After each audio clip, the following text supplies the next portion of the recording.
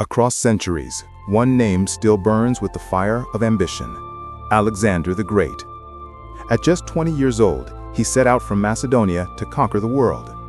By 30, he ruled an empire stretching from Greece to India. But beyond the battles and the glory, Alexander carried something greater: a vision, a dream of unity, a world where East and West could share knowledge, culture, and destiny. Today, in 2025, as nations fracture and divisions grow, the question rises: can Alexander's vision guide us toward unity? And is his ancient blueprint the key to our future? Alexander was no ordinary prince. Tutored by Aristotle, he grew up with the wisdom of philosophy, the fire of Homer's epics, and the ambition of kings. As a boy, he read of Achilles and declared he too would carve his name into eternity. Yet, his dream was not only conquest, it was connection. He believed the world could be one, not divided by walls and borders, but united under shared values, language, and culture. When Alexander marched east, he carried more than swords. He carried ideas. His armies shattered empires, yes, but with each victory, he built bridges between worlds. He married Persian royalty, encouraged his soldiers to do the same, and spread Greek culture across Asia while absorbing the traditions of the lands he conquered.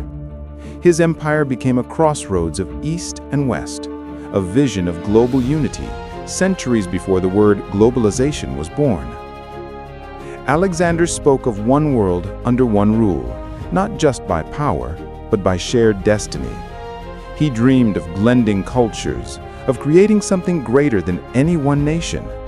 This was radical for its time.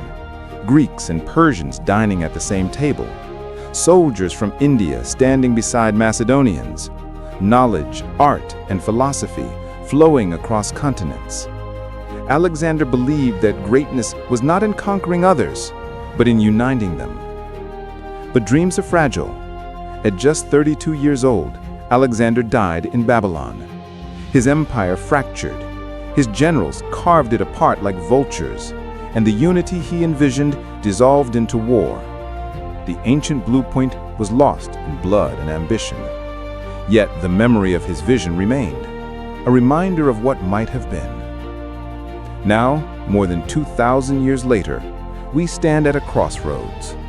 In 2025, our world is divided by politics, by borders, by ideology. Nations clash with words and weapons. People argue over race, religion, and power. And yet technology has bound us closer than ever. The internet, global trade, instant communication, they have created the possibility of unity, just as Alexander dreamed. But will we embrace it or destroy it? What can Alexander teach us? That unity is not about erasing differences, but embracing them. His empire blended languages, traditions, and faiths. Today, unity means finding common ground across nations, religions, and cultures. It means leaders who build bridges, not walls. It means ordinary people choosing cooperation over division. The blueprint is ancient, but the challenge is eternal. So can Alexander's vision guide us in 2025? The answer is not in his empire, but in his dream. A dream that humanity can rise above division, that cultures can merge without losing themselves, that unity is strength, not weakness. His empire fell, but his vision lives on. The question is not whether Alexander's blueprint exists. It does. The question is whether we will claim it. The future, like the world Alexander once conquered, is waiting.